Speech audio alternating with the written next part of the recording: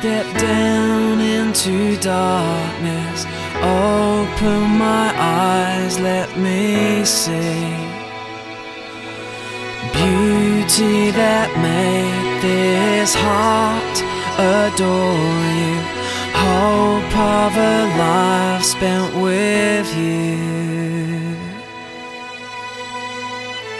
Here I am to worship, here I am to bow down, here I am to say that you're my God. Good morning, friends.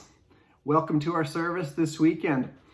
Much of this is being recorded on Thursday, and if you remember what's happened this week, you'll remember that we got hit with a pretty serious storm on Wednesday evening. So I went to the building to do my recording as usual on Thursday morning, but there is no power in that whole portion of the city. And so here I am back at home in my basement, executing things a little differently. I hope that all of you kept safe during that storm. I know that there is property damage all around town and likely in some of your yards and homes as well, but I hope things are not too serious, and I'm grateful that you have been protected and that you are here this weekend. We have a chance to hear from Jonathan this morning. Jonathan has prepared some really valuable words of encouragement as well as update, and so I'm grateful for his part in the morning. Jonathan, take it away. Good morning, everyone. It's good to be able to share with you this morning and to bring greetings not only from myself, but also from my family, from Sarah and Annabelle and Nathaniel and Isaiah. We certainly miss being able to gather together with you, just as we miss so many of the regular activities of our normal lives. But we're trying to make the best of things, trying to spend as much time outside as possible. And so we are channeling our inner Norwegians, taking up cross-country skiing. You can see Sarah and I here out for a ski. Also Annabelle and Nathaniel have taken up skiing. And our littlest one, Isaiah, at 8 months, I'm sure he would be skiing if we would let him. He is eager to join in the family fun. And speaking of family fun, we've also been working on constructing a bobsled track in our backyard, which is pretty cool. Ready? Yeah.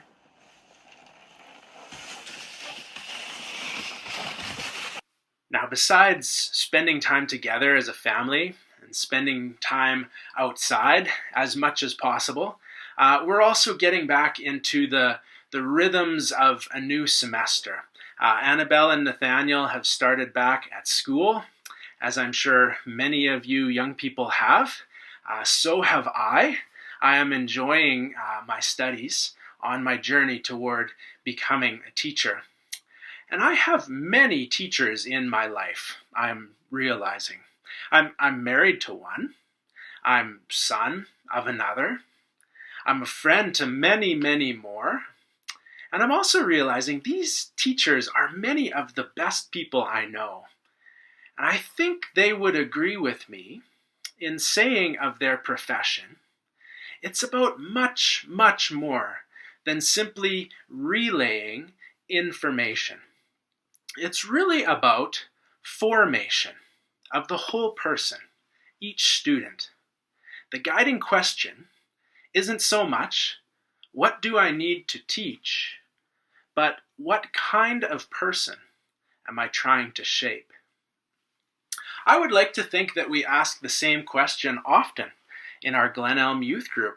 I want to give a shout out to our youth this morning, all those grade 7 to 12ers out there. I want to say hello to them, but also bring a hello from them. I get to spend every Monday evening together with these people on Zoom. Yes, we are getting fairly proficient with this virtual communication thing. They educate me. And I have so enjoyed those times, continuing to get to know our young people, continuing to walk together on our journeys of faith. And as we go, we are always asking questions like this. How are we hoping to grow? Where are we intending to grow to? Sounds very much like What kind of people are we trying to become? I'll just let that question hang for a moment. What kind of people are we trying to become? Glen Elm. Glen Elm Youth Group. What kind of people are we trying to become? What words might you use to describe the life we are called to? Let me throw a few out at you. Words we use often in our youth group. We're talking about a life that is characterized by kindness. It's a life of love. Seems so simple, doesn't it? But when I see scenes like this one, I'm reminded just how desperately these simple things are needed. Just this past week, as we gathered together as a youth group, we recognized that there is a choice before each of us, a choice that can be stated in several different ways. Dr. Martin Luther King once stated it thus: a choice between chaos or community. Jesus of Nazareth once stated it in these terms: a choice between the wide road that leads to destruction or the narrow way which leads to life. And if you take it back even further, to a scene we find in Deuteronomy, where the people of Israel are preparing to enter their long-hoped-for promised land. And God lays it all out for them quite clearly. I have placed before you a choice between death or life. Choose this day who you will serve. Choose this day what kind of life you will lead. As for me, as for our youth group, I think I may take the liberty of saying, we will choose the way of love. I hope you will choose the same today. I hope you will look for ways to build and restore loving connection, to mend bitter division. I hope you will work to create communities of welcome and belonging wherever you happen to be. One more shout out to our teachers. I'm realizing just how welcoming our education system strives to be. Lord knows it wasn't always so. But I believe education is now on the cutting edge of inclusion in our community. We talk about the way of love that Jesus calls us to, and it is nothing if not a way of radical inclusion. The only thing Jesus excluded, my favorite author, Richard Rohr, has said, was exclusion itself. You are welcome here. Come, belong, thrive, grow with us. From what I am seeing, our schools are striving to live this message. Oh, that we, the church, would be known for the same, and maybe especially in a time like this. As for me, I think I'll leave it at that. Blessings of peace and of joy and of all those good things upon you and your household this day and this year. Stay safe, stay sane, and maybe most importantly, stay kind, following Jesus on the way of love. Thank you so much for sharing with us, Jonathan. As I listened to those thoughts, I was reminded of a worship song that we have sung occasionally in our assemblies. It's several years old already, but it is well loved around the world and has been a meaningful expression of commitment for people all over the globe. And so this particular version is led by a Christian community based out of Bangalore, India.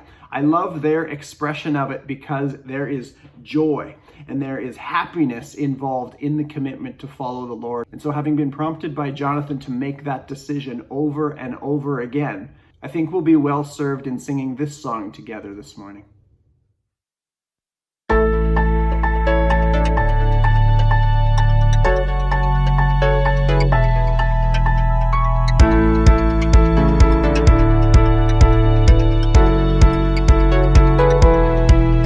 Today I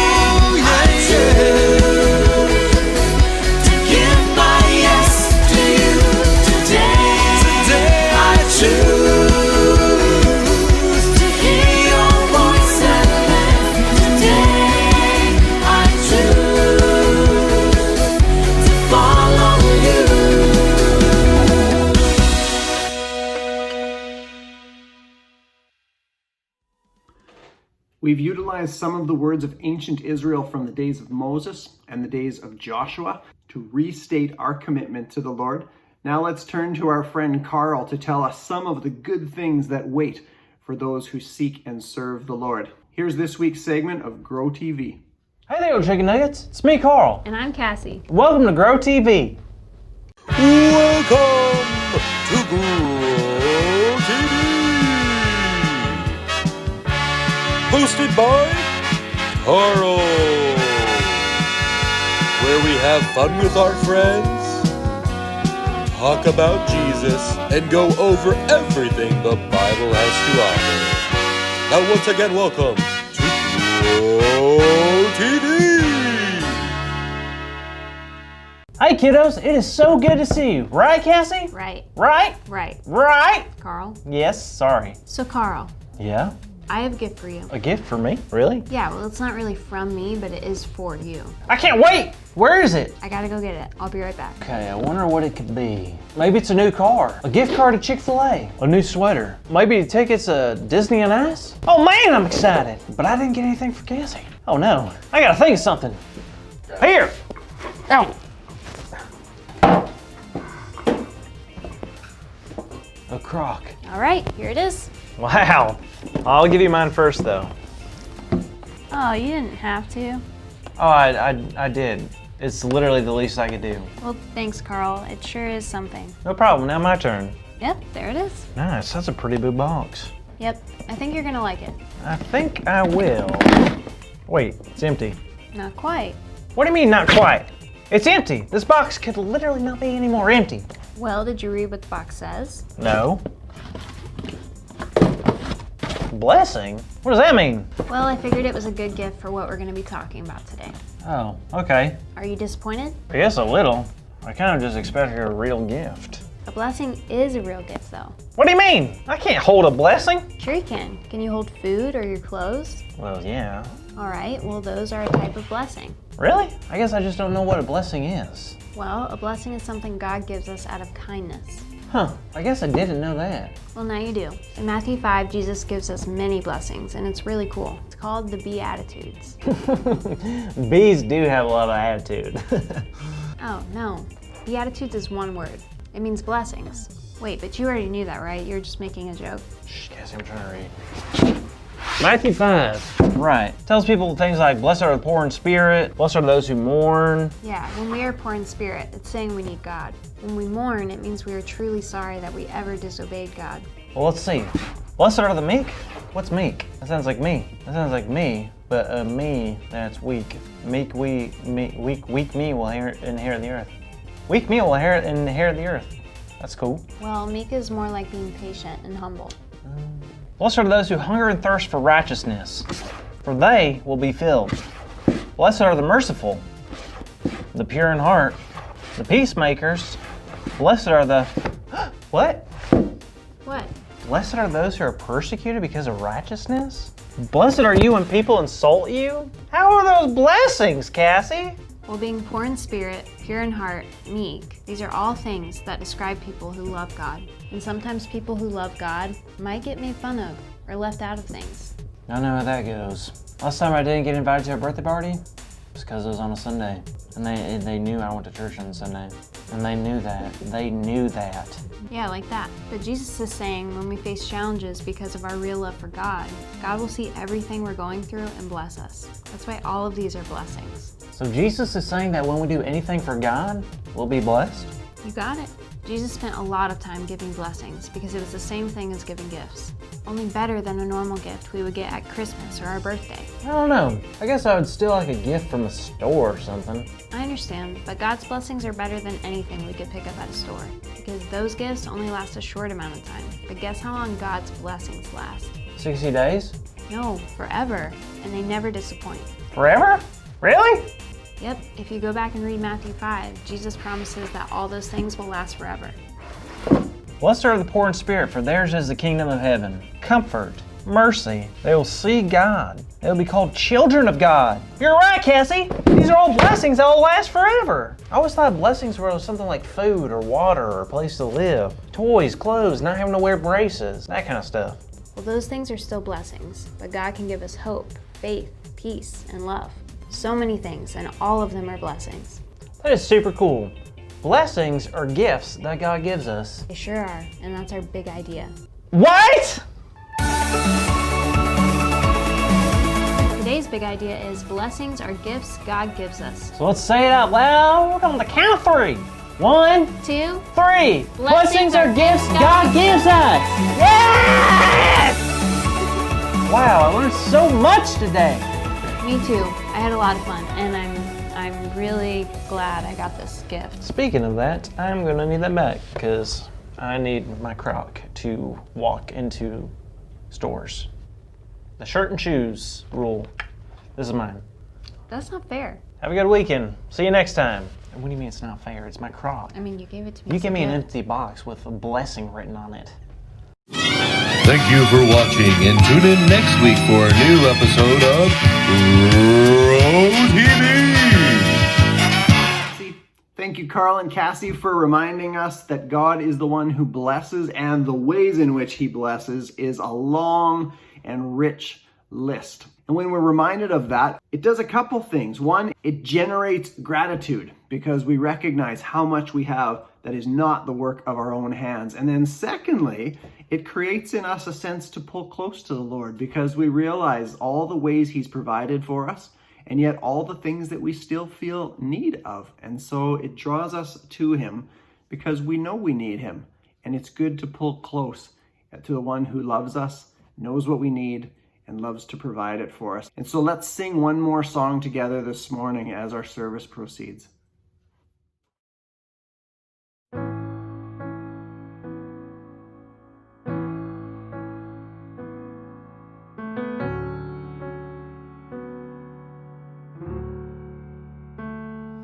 Lord, I come, I confess, bowing here, I find my rest. Without you, I fall apart.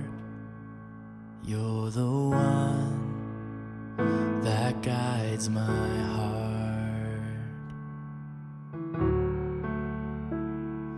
Lord, I need you. Oh, I need you.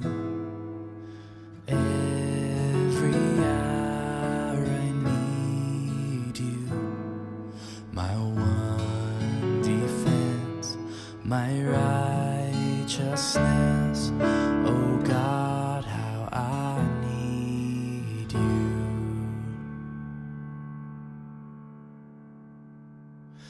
Where sin runs deep, your grace is more.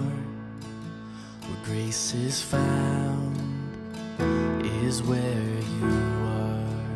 And where you are, Lord, I am free. Holiness is Christ in me.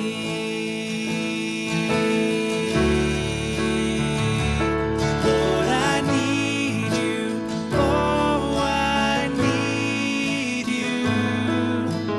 Every hour I need you.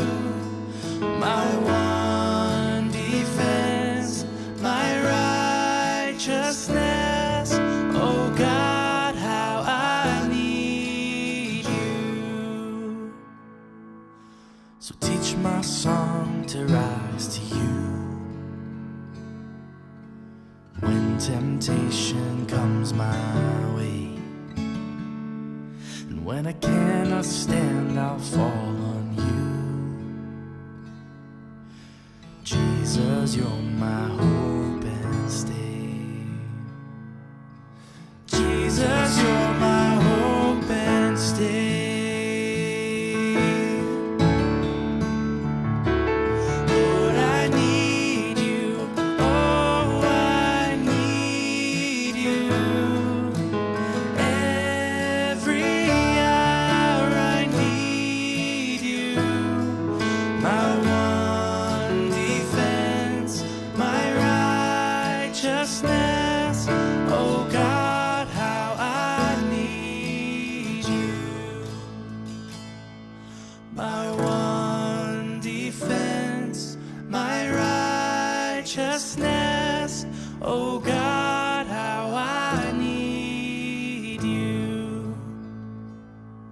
my one defense, my righteousness.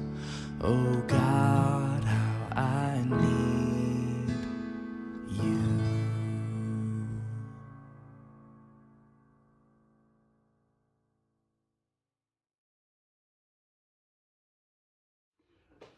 There's something cool about that version and that video showing these men singing this truth of how we need the Lord out in a public venue, right? Those are the types of words that we sometimes think are restricted to church buildings and assemblies. And so there's something vivid about seeing them sung aloud on a street where everyone who hears them holds them and responds to them how they wish. But we're reminded that there's nobody who walked by those two gentlemen singing who doesn't have great need of God, and who God isn't hoping will come his direction so that he can fulfill their needs in meaningful and deep ways. And so thank you for participating in worship by singing, by declaring, by filling your space with those reminders of truth, that we stand as needy creatures before God.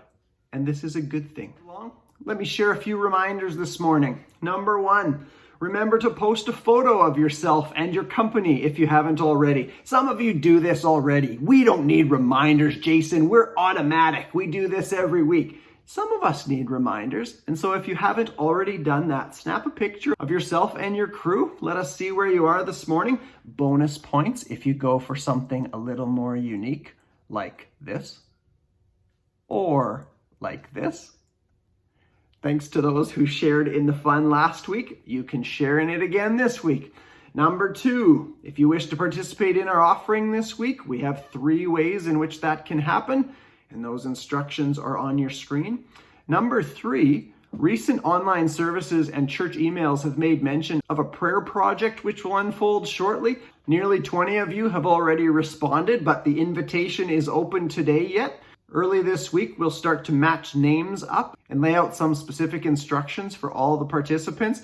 Basically, by participating, you are committing to holding one of your brothers or sisters before the Lord in regular prayer, and by being in touch with them to know how you can do that meaningfully.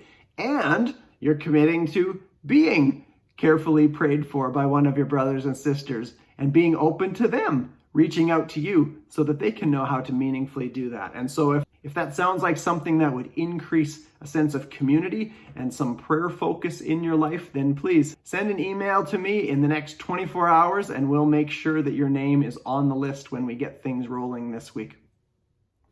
Well, the power came back on at the church building, and so here we are moving into our lesson for the morning. We're into week 3, considering the season of Epiphany. This is traditionally a time on the calendar when the Christian church looks at Jesus and all of the revelation layers that take place in his life and ministry. This is where somebody thinks they know something about him, and then they realize they didn't actually know as much as they thought. And so a light bulb coming on, or covers being pulled off of a veiled object. These are the types of images that help clarify for us what the season of Epiphany is about. Our lesson is going to be in John chapter 2, and so if you like following along in your own Bible, then you can have that ready in your book or on your phone. The Gospel of John sometimes reminds me of a novel that I read several years back. As I read, it started very confusing. It was hard to know what was going on. Characters were entering the scene and a setting and a circumstance were being created, but I couldn't quite figure out, what is the plot here? What is the situation? And then they would give just enough clues that I thought, okay, I think I understand what's happening. And then at the end of one chapter, they added one extra sentence. And then I didn't know anything anymore. Because that sentence took everything I thought I had known and flipped it all around in different angles. And that's what made the book memorable, because it was such a ride along the way. The Gospel of John is a little bit like that. Almost certainly the latest of the 4 Gospels. I think John presumes that people who will read his gospel have already heard some of the content recorded by Matthew, Mark, and Luke. And so he presumes that his reader is coming with some awareness of Jesus, some sense of who this fellow was and what he was about. But as soon as you start reading John's gospel, from the very first line, you know, oh, this is different. In the beginning was the Word, and the Word was with God, and the Word was God? And the verses continue to unfold that this is Jesus we're speaking about in a mysterious kind of a way. But by the time you get to verse 14 in John chapter 1, then you get these words. The Word became flesh and made his dwelling among us. We have seen his glory, the glory of the one and only Son who came from the Father, full of grace and truth. The word glory is really important in the Gospel of John, and as the story moves toward the cross and then toward the resurrection of Jesus, this idea becomes sharper and more precise in that Jesus is reflecting what God is about, what he's like. This is the glory that Jesus is depicting. And so here's the first mention of that. Where's the second mention of it? It's in John chapter 2. John chapter 2 verse 11 says this, "What Jesus did here in Cana of Galilee was the first of the signs through which he revealed his glory, and his disciples believed in him." And so a story has just unfolded, and John is telling us this is the first sign which Jesus did to reveal his glory. What's the story, Jason? What kind of a sign would reflect glory? Glory is not a normal word, is it? We don't use it in an average day many times, I bet you, but is glory a small word or a big word? Well, it's a big word. Is it a special word or is it a common word? Well, it's special for sure. If you wanted to display glory, it must take some sort of spectacle, some sort of display. Maybe the kind of display I saw at the office on Thursday. On Thursday, after that big storm, I came to work here at the office. I already told you the power was out, so I went back home. But before I did, I shoveled the sidewalk here. And as I was shoveling, I saw this across the street. What is up on that pole? Some people told me they saw a picture on the news of a Christmas tree that had been blown on top of a power pole. I'm not sure that this was a Christmas tree. It looked like the top of a tree that had been ripped off and placed there. And so that got me curious, and I ventured a few steps farther, and I saw this big tree leaning on the power lines across the street. And that got me curious, and I took a few more steps to see that tree wasn't going to be around much longer.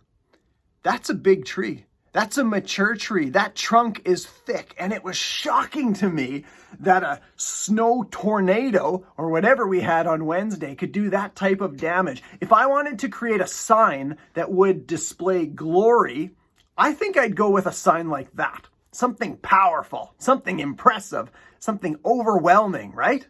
In the Gospel of John, there are 7 signs that he identifies, miracles that Jesus does to reveal his glory. 3 of them are physical healings. One of them is a food miracle where a crowd gets fed. Another one of them is a nature miracle where Jesus walks on water. And one of them involves bringing somebody back from the dead. That is 6. We're missing one. We're missing the first one. We're missing this one. In this one, Jesus goes to a wedding and he turns water into wine. Huh? A sign that reveals glory. This week I had to visit a public office in the city where I needed to bring identification to go through a process. So I wore my mask in, as we do in all public places right now. And the lady asked for my ID, and I gave her my passport, and I gave her my driver's license. And as she looked at them, she smiled and said, "Can I ask you to take your mask down for a moment? Because I need to check that it's you." So I pulled it off, and I smiled at her, and she laughed and said, "You know what? Everyone I ask that of smiles." I think I'm probably the only person in the city in a position of authority who's telling them to take their mask down. And I think the little child in us just pops up like, "Yay, look at me, here I am." Are we allowed to do this? I sort of feel like Jesus turning water to wine as a sign of glory brings out that response like, "Really? Are you serious?" That's what the sign is. And that displays glory. Huh, how is that? I know that I've mentioned a new series called The Chosen multiple times, but I make no apologies about that. I've just found it to be a real gift to the spiritual journey of me and of Shannon and of our girls, and so I don't hesitate to show scenes when they're relevant, and they're relevant this week because one of the episodes features John chapter 2. So before I show you this scene, I want to just set it up real quickly. At the very beginning, the creator of the series is going to pop on the screen and tell you a couple things that they were attempting to do when they filmed this scene. Once we enter the scene, we'll find ourselves at a wedding. Of course, there's a groom and a bride, but in this telling, it's portrayed one of the families is quite wealthy and one of the families is much more humble. And there's a bit of an arrogance from the father in the wealthy couple toward this poorer family with whom he will now be connected through marriage. Right before the scene you see, Mary has quietly told Jesus that she's heard that the hosts, the poorer family, have run out of wine. Jesus has responded that this situation really doesn't concern him. Mary has insisted that the servants should listen to anything Jesus tells them to do. And so Jesus has instructed them to fill some stone jars used for ceremonial cleansing full of water. And the man who's overseeing the food supplies and is now very stressed at an embarrassing situation of failure, who these creators choose to name Thomas, is beside himself with frustration that Jesus is wasting time putting water into jars when a real problem, a lack of wine, is staring them in the face. All of that's just happened as the scene opens. So here we go. Once you make that first cut into the stone, it can't be undone. Hey, it's Dallas. I'm the creator of The Chosen, and every few weeks or so we release a scene from season 1 of the show. And the one you're about to see I'm especially excited about because anytime you're doing a scene from the Gospels that is very famous, it's pretty daunting because you want to not only get it right, but also offer a fresh perspective. And this scene, the wedding at Cana, the miracle at Cana, one of the most famous miracles in all the Gospels, there were two things about it that really excited me. Number one is I really wanted you to feel like you were there and that you were able to see this miracle from different perspectives and see how it impacted multiple people at this wedding. But also my co-writer came up with this really cool idea to explicitly show a metaphor of how this miracle changed the course of Jesus' ministry and things were never the same. So check out this scene from episode 5 of season 1 of The Chosen. Everyone, please step outside.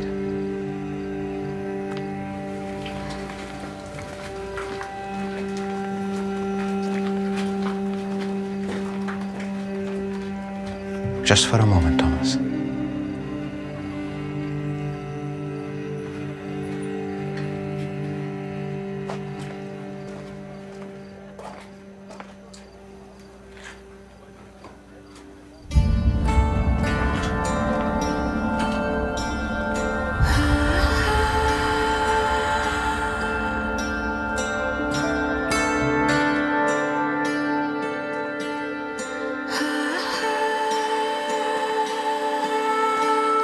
Once you make that first cut into the stone, it can't be undone. It sets in motion a series of choices. What used to be a shapeless block of limestone or granite begins its long journey of transformation. And it will never be the same. I'm ready, Father.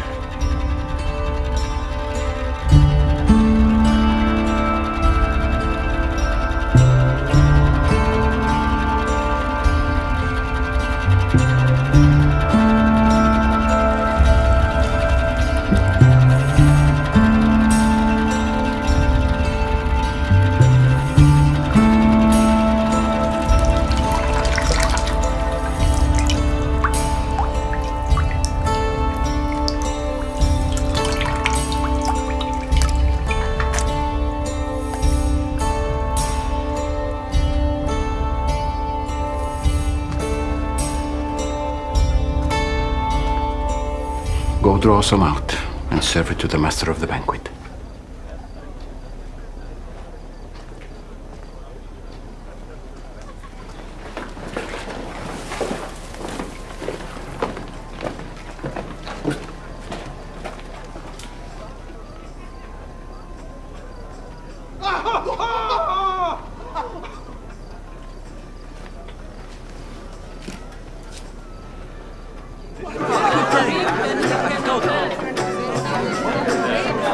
I promise you, more wine is coming.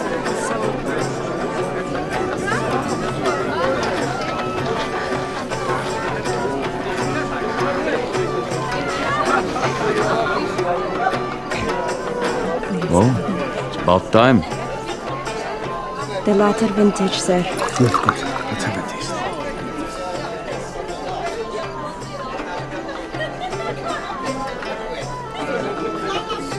Stop the music! Stop the music! Everyone, listen! I have something I would like to say. I would like to address the bridegroom and the bride families. At every wedding I've ever overseen, they serve the best wine first. And then, when the people have drunk freely, much later in the feast, they serve the poorer wine, the cheap stuff. Because by then, who is going to notice? Am I right? But you have chosen now to serve the best wine I have ever tasted. Let us thank them for this unnecessary but honorable gesture.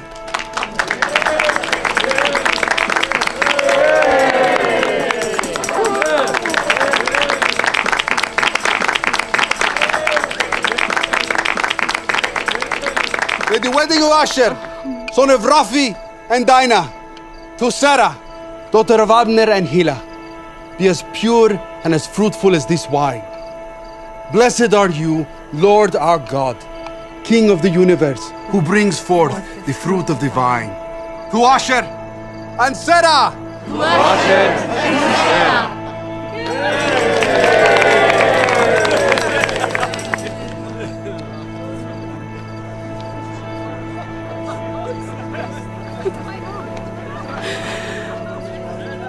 Is something wrong? Yes. I was.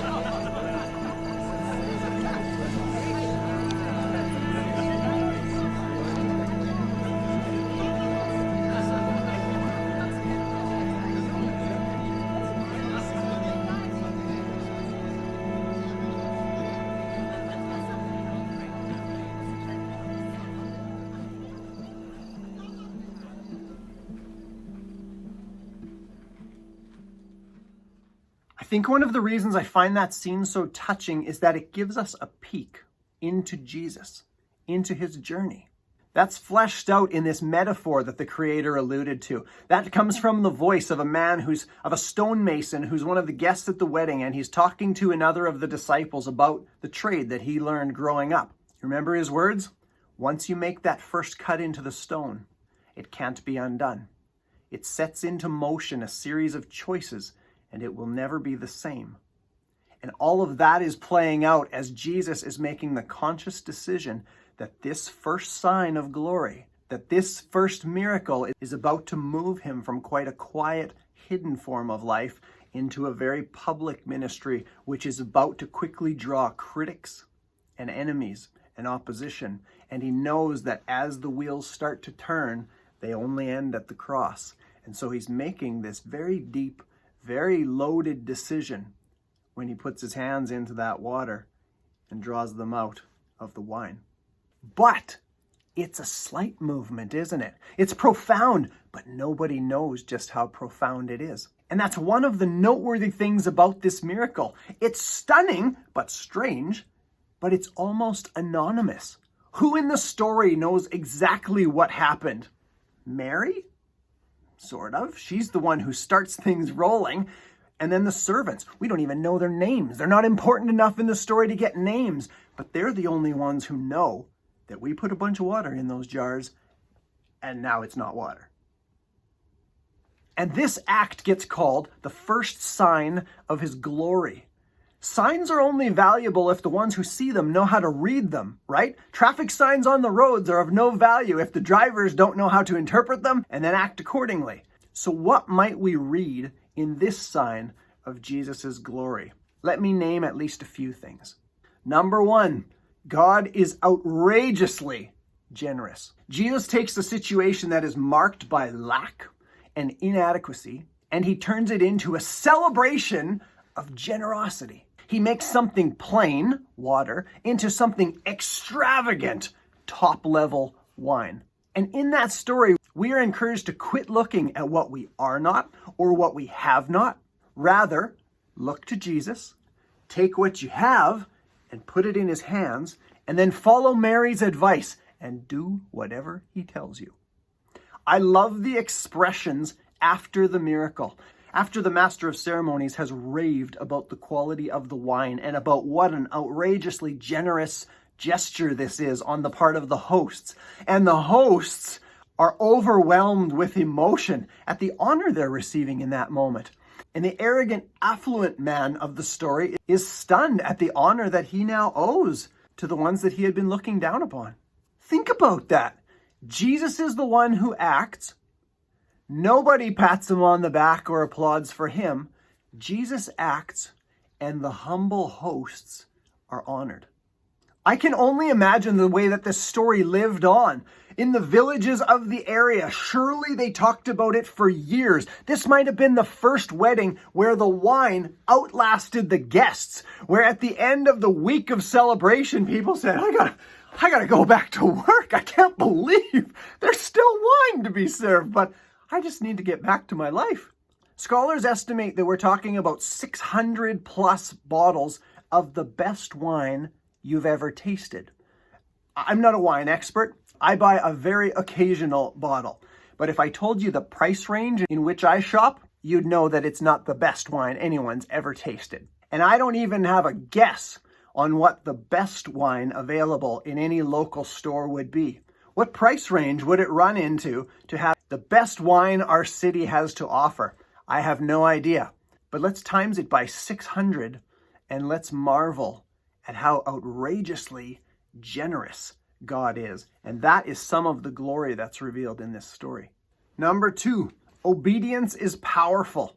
Let's ask a few questions about this miracle. Who did it affect? Everyone at the wedding, I guess. Who did the miracle benefit directly?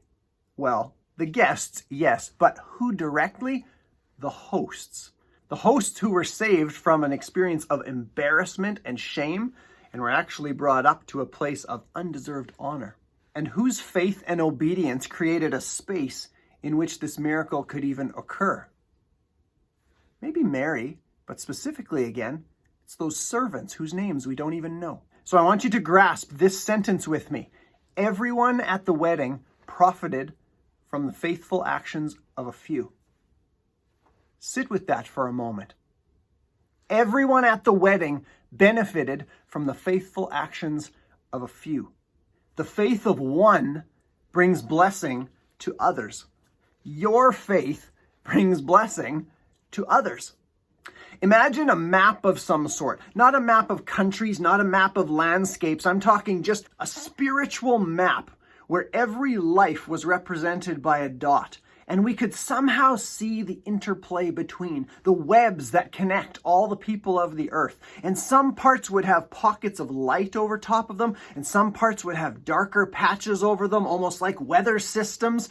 But with this in mind, you can imagine that on that grand map, there could be a flare of light representing blessing and love and life and goodness and favor. And it happens over there. And as you get in to study it, you realize, boy, the blessing happened over here because of the faith over there. And the blessing that happened over there happened because of the faith over here.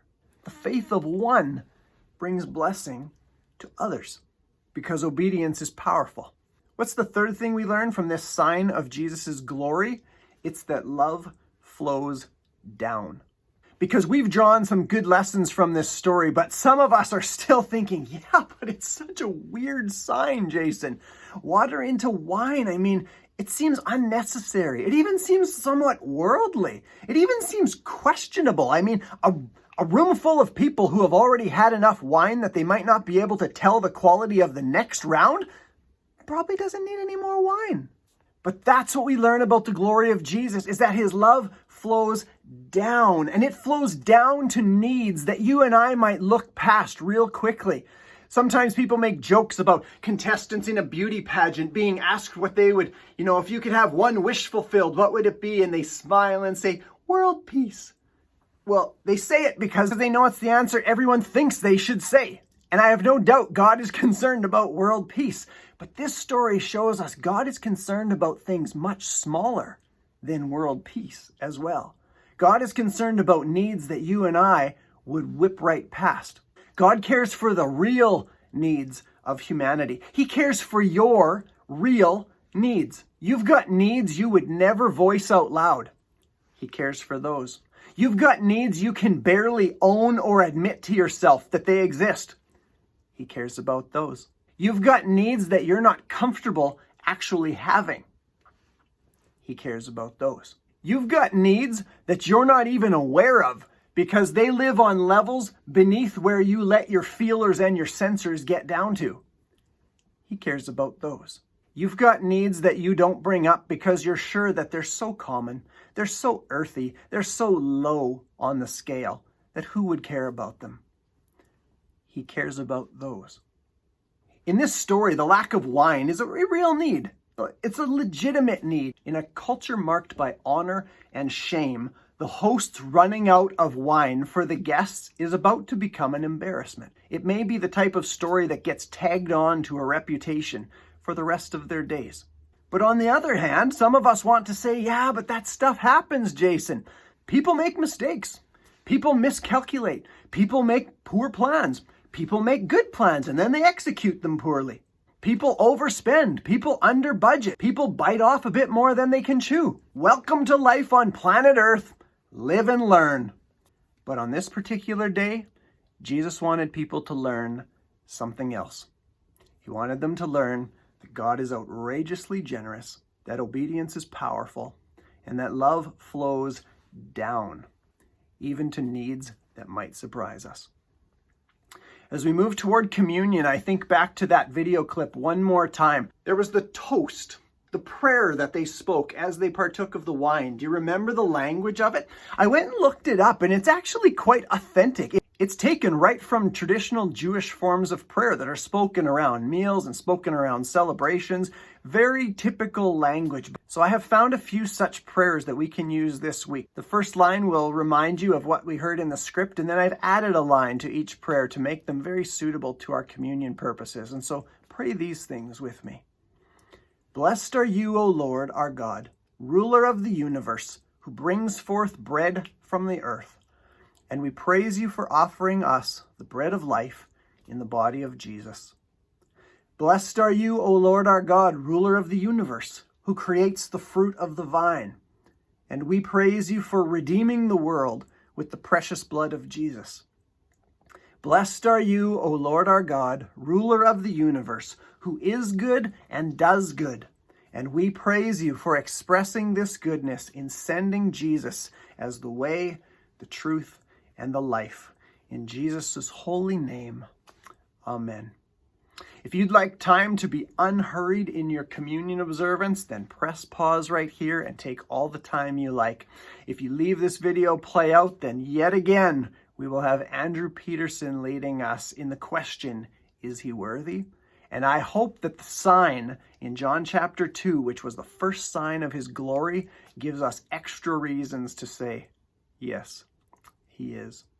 We'll meet again next week, friends. Until then, may the love of God the Father, may the grace of the Lord Jesus, and may the fellowship of the Holy Spirit be with you.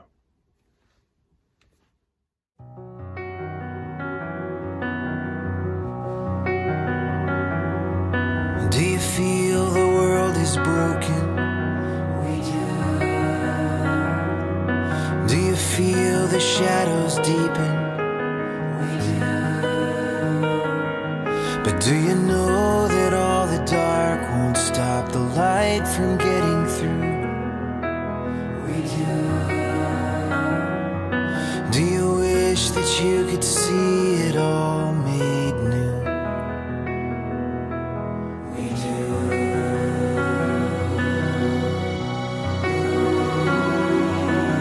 Is all creation groaning? Is a new creation coming? Is the glory of the Lord to be the light within our midst? Is it good that we remind ourselves of this?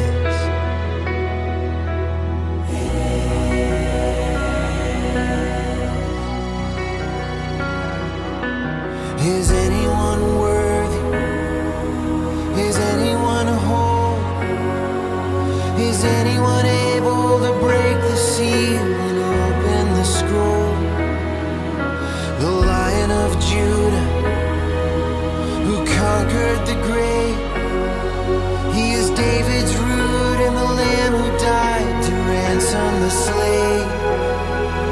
Is he worthy? Is he worthy of all blessing and honor and glory? Is he worthy of this? He is. Does the Father truly love us? Does the Spirit move among us? And does Jesus, our Messiah, hold forever those he loves? Does our God intend to dwell again with us?